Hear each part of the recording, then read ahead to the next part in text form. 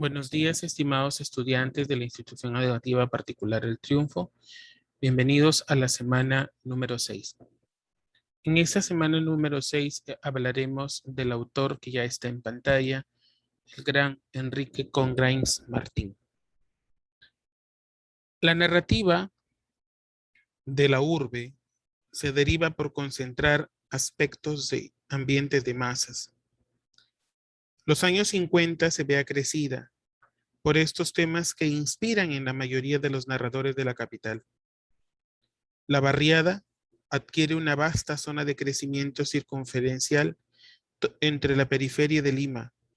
Esa literatura se vio sumergida en estos menesteres de origen social, que ambientaban sus temas tomados de los barrios marginales y recintos pauperizados. La obra de Enrique Congrains Martín, especialmente Lima Hora Cero, revela aquella gente provinciana que pervive en casas de estera o adobe y se ve rodeado por circunstancias dramáticas. De otro modo, la vida de uno de los delincuentes, prontuarios, vagos, prostitutas de una Lima putrefacta y marginal, inspiró en Congrains su novela No una, sino muchas muertes, a las que pertenecen personajes provenientes de la clase proletaria y el lumpen. Vamos a ver algunos rasgos de su biografía. He hablado que la biografía de este autor se caracterizó por temas realistas urbanos y perteneció a la generación del 50. Nace en Lima en 1932, en el seno de una familia de clase indiana. Las obras que ha desarrollado este autor es Lima Hora Cero en 1954. En esta obra, como lo hemos señalado, muestra la marginalidad de las barriadas limeñas. Muestra cómo la gente provinciana vive en casas de estera o adobe y que las circunstancias que acompañan las vivencias, pues, son dramáticas.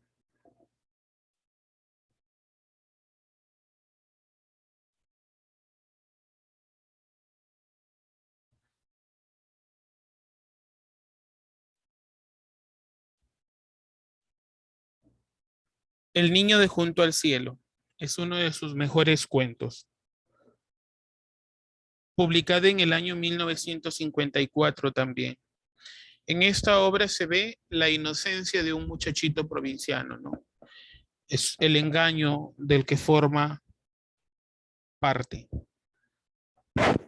Kikuyu, 1955. Combatir la plaga de kikuyus que invaden sus embrios. Su novela, La Mejor, no una, sino muchas muertes. Ya, ese es el nombre original. No una, sino muchas muertes. Ahí se muestra el trabajo clandestino que convierte a enfermos mentales casi en esclavos.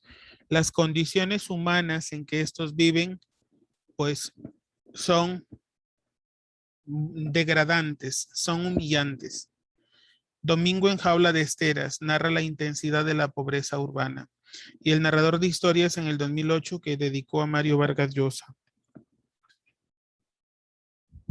En 1954, pues publica la obra Lima Cero. Sus textos evidencian el conflicto, lo sacan a la luz y denuncian una sociedad despiadada. Murió el 6 de julio del año 2009 en Bolivia. Ahí tenemos en gráficos Lima Hora Cero, El Niño del Junto al Cielo, No una, sino muchas muertes, Kikuyo y El Narrador de Historias. El Niño de Junto al Cielo. Los protagonistas son Esteban y Pedro. Esteban es un niño recién llegado de Tarma y se caracteriza por su inocencia. Pedro es un niño que vive en las calles de Lima y se caracteriza por su astucia. En este cuento, El Niño de Junto al Cielo, hay tres horizontes o perspectivas. Primero, la ilusión. Esteban llega a Lima con la gran ilusión de conocer la gran ciudad. Se queda en su casa queda, perdón, en el cerro junto al cielo. Lo dice así o lo llama así por la altura en que éste se encuentra. La expectativa que sucede es que conoce a Pedro, un niño de su condición, un niño al que él considera su amigo. El desengaño. Esteban es víctima del que creía su amigo, ¿no? Esteban sufre el abuso del niño costeño.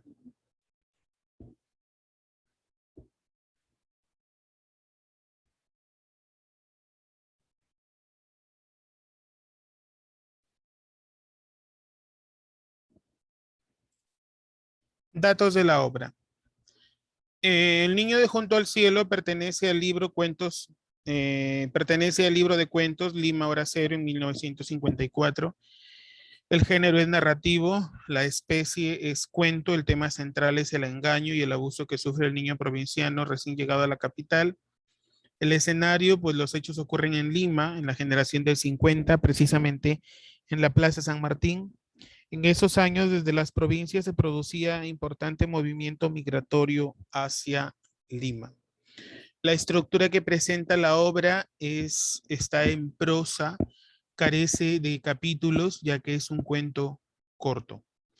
Escuela o movimiento literario. Enrique Congrain se le considera el iniciador del realismo urbano, ¿ya? Perteneciente a la llamada generación del 50. Vamos a entender las imágenes que tenemos en pantalla para poder ir comentándoles el fragmento, el resumen de este cuento.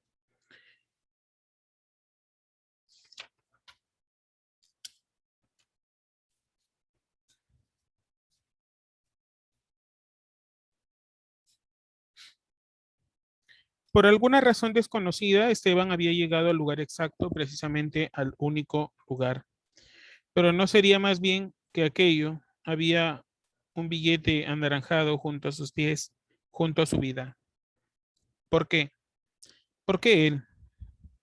Su madre se había encogido de hombros al pedirle él la autorización para conocer la ciudad, pero después le advirtió que tuviera cuidado con los carros y la gente. Había descendido desde el cerro hasta la carretera y a pocos pasos divisó aquello junto al sendero que corría paralelamente a la pista. Vacilante, incrédulo, se agachó y lo tomó en sus manos. 10, 10, 10. Era un billete de 10 soles. Un billete que contenía muchísimas pesetas, innumerables reales. ¿Cuántos reales? ¿Cuántos medios reales? Los conocimientos de Esteban no abarcaban tales complejidades y por otra parte le bastaba con saber que se trataba de un papel anaranjado que decía 10 por todos sus lados. Siguió por el sendero rumbo a los edificios que se veían más allá de este cerro cubierto de casas.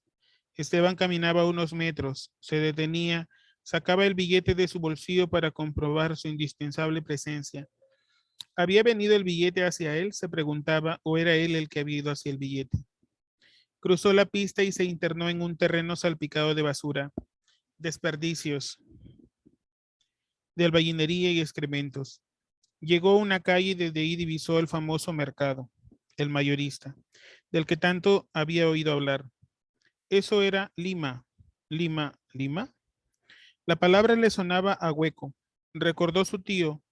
Le había dicho que Lima era una ciudad enorme, tan grande que vivían 1 millón de personas. La bestia con 1 millón de cabezas. Esteban había soñado hace unos días antes del viaje. En eso, una bestia con 1 millón de cabezas. Y ahora él, en cada paso que daba, iba internándose dentro de la bestia. Se detuvo, miró y meditó la ciudad del mercado mayorista, los edificios de 3 y 4 pisos, los autos. El billete llevaba el 10 por ambos lados y en eso se parecía a Esteban. Él también llevaba el 10 en su rostro y en su conciencia. El 10 años. Lo hacía sentirse seguro y confiado, pero solo hasta cierto punto. Estuvo dando algunas vueltas atisbando dentro de la bestia hasta que llegó a sentirse parte de ella. 1 millón de cabezas, unos iban en dirección, otros en otra. Y Esteban, con el billete anaranjado, quedaba siempre en el centro de todo, en el ombligo mismo. Unos muchachos de su edad jugaban en la vereda. Esteban se detuvo a unos metros de ellos, y quedé observando el ir y venir de las bolas. Jugaban dos y el resto hacían rueda. Bueno, habían dado varias cuadras. ¿Cuánto tiempo estuvo contemplándolos? ¿1/4 de hora, media hora, 1 hora, 2? Todos los chicos se habían ido, menos uno. Esteban quedó mirándolo, mientras su mano dentro del bolsillo acariciaba el billete. Hola, hombre. Hola, respondió Esteban susurrando. El chico era casi más o menos de su edad y vestía un pantalón y camisa del mismo tono.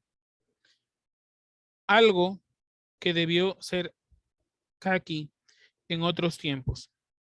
¿Eres de por acá?, le preguntó Esteban. Sí, este, iba a hacer algunas preguntas. ¿De dónde, ah? Era más alto, ¿no? Sus ojos inquietos. Le preguntó a Esteban de dónde eras. Del cerro de allá. Esteban señaló en la dirección que había venido. San Cosme. Esteban meneó la cabeza negativamente. Del Agustino.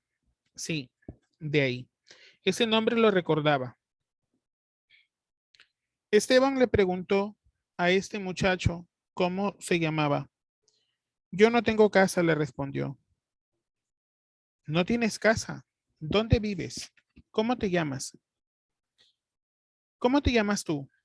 Me llamo Pedro. Vivo en el mercado, cuido fruta y duermo a ratos. Yo me llamo Pedro, le respondió. Tiró la bola al aire, la recibió en la palma de la mano. Te juego. ¿Ya, Esteban? Ya. Dieron algunas vueltas, conocieron un poco la ciudad, más y más autos en las calles, más y más gente, hasta que Esteban recordó lo que llevaba en su bolsillo y le dijo, mira lo que encontré. Y tenía entre los dedos un billete. Pedro le devolvió el billete, lo miró un rato y le dijo, ¿qué piensas hacer, Esteban? No sé, guardarlo. Ah, caray, yo con 1 libra haría negocios. Palabra que sí. ¿Qué clase de negocios? Cualquier clase. 1 libra, con 1 libra. ¿Tú eres de Lima?, le preguntó a Esteban. No soy de acá, soy de Tarma. Llegué ayer. ¿De Tarma? Sí, de Tarma.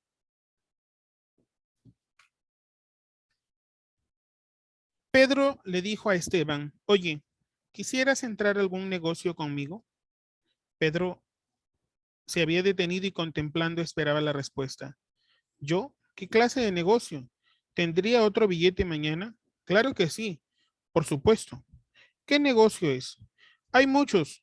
Podríamos comprar periódicos y venderlos en Lima. Podríamos comprar revistas, chistes. Hizo una pausa. Miró los 10 soles de revistas. Mira, compramos 10 soles de revistas y las vendemos ahora mismo en la tarde. Y tenemos 15 soles. ¿15 soles? Sí. ¿Qué te parece?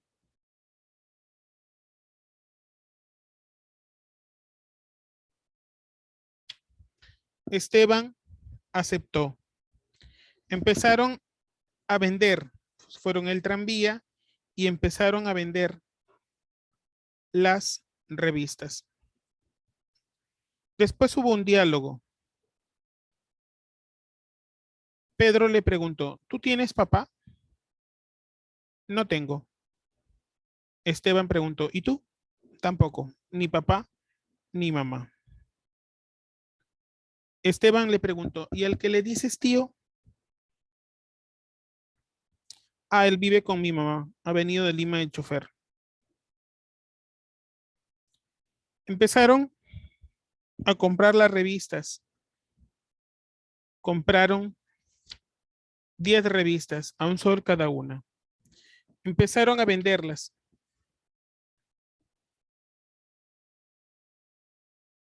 Hasta que Pedro mencionó, caray, me muero de hambre, no he almorzado. ¿No has, No, yo tampoco. ¿Podrías comprar un pan o un bizcocho? Bueno, aceptó Esteban. Inmediatamente Pedro sacó un sol de su bolsillo y explicó. Esto es de 2,50 de mi ganancia, ¿ya? Sí, ya sé. ¿Ves ese cine? Sí. Bueno, sigues por esa calle y a mitad de la cuadra hay una tiendecita de japoneses. Anda y cómprame un pan con jamón. Tráeme plátano y galletas. O cualquier cosa. ¿Ya, Esteban? Ya. Decidió llevarle una galleta, pero cuando él regresó, observó y observó asustado y no había nadie. Preguntó, esperó y preguntó la hora y ya eran casi las 5 de la tarde. Entonces, ¿qué? Pedro no iba a regresar. Pedro lo había engañado.